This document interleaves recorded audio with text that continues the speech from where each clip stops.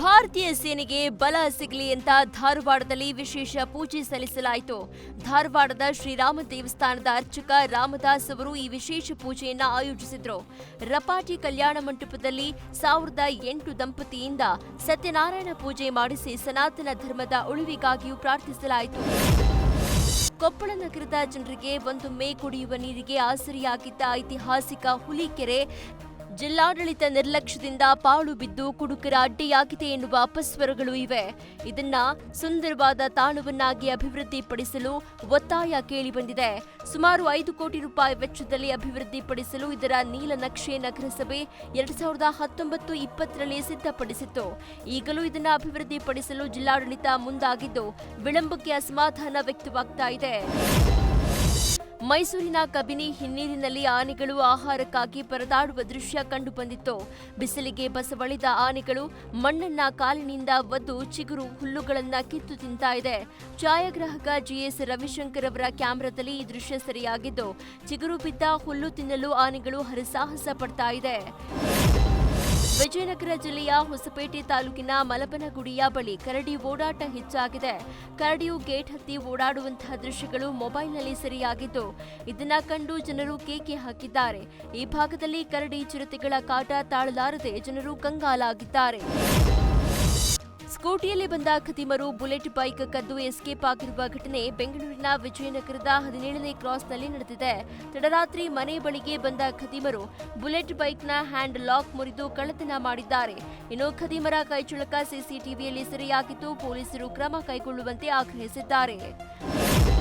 ಮಧ್ಯಪ್ರಾಚ್ಯದಲ್ಲಿ ಯುದ್ಧದಿಂದಾಗಿ ಭಾರತದ ವ್ಯಾಪಾರ ವಹಿವಾಟಿನ ಮೇಲೆ ಪರಿಣಾಮ ಬೀರಿದ್ದು ರಾಜ್ಯದ ಮಾವು ಬೆಳೆಗಾರರು ಸಂಕಷ್ಟಕ್ಕೆ ಸಿಲುಕಿದ್ದಾರೆ.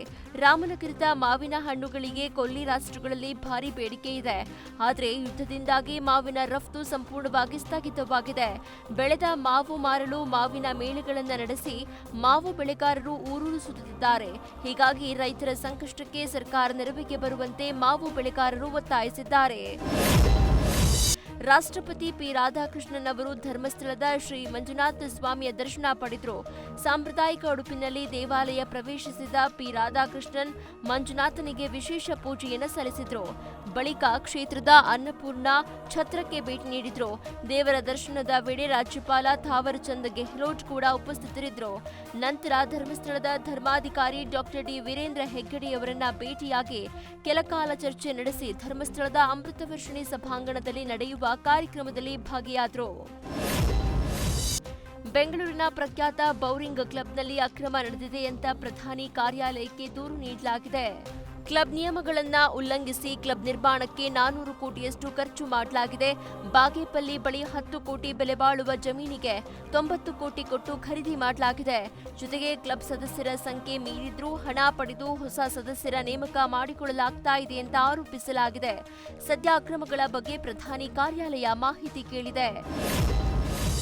ಇವತ್ತು RCB versus Gujarat Titans high voltage IPL final ಪಂದ್ಯ ಹಿನ್ನೆಲೆ ಆರ್ಸಿಬಿ ಗೆದ್ದು ಬರಲಿ ಅಂತ ದಾವಣಗೆರೆಯ ಶಾರದಾಂಬಾ ದೇವಸ್ಥಾನದಲ್ಲಿ ವಿಶೇಷ ಪೂಜೆ ಸಲ್ಲಿಸಲಾಯಿತು.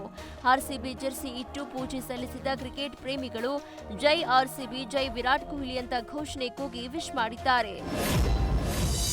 ಇವತ್ತು ಆರ್ಸಿಬಿ ಹಾಗೂ ಗುಜರಾತ್ ನಡುವಿನ ಐಪಿಎಲ್ ಫೈನಲ್ ಪಂದ್ಯ ಹಿನ್ನೆಲೆ ಯುವ ಚಿತ್ರಕಲಾವಿದರೊಬ್ಬರು ಆರ್ಸಿಬಿ ಗೆಲುವಿಗೆ ರಕ್ತದಲ್ಲಿ ವಿಶೇಷ ಚಿತ್ರ ಬಿಡಿಸಿದ್ದಾರೆ. ಚಿತ್ರಕಲಾವಿದ ಮನೋಜ್ ಆರ್ಸಿಬಿ 2026ರ ಐಪಿಎಲ್ ಕಪ್ ಗೆದ್ದು ಬರಲಿ, ರಕ್ತದಲ್ಲಿ ಕೊಹ್ಲಿ ಕಪ್ ಎತ್ತಿ ಹಿಡಿದಿರುವ ಚಿತ್ರ ಬಿಡಿಸಿದ್ದು ಚಿತ್ರದುರ್ಗ ಐತಿಹಾಸಿಕ ಕಲ್ಲಿನ ಕೋಟೆಯಲ್ಲಿ ಪೋಸ್ಟರ್ ಬಿಡುಗಡೆ ಮಾಡಿದ್ದಾರೆ.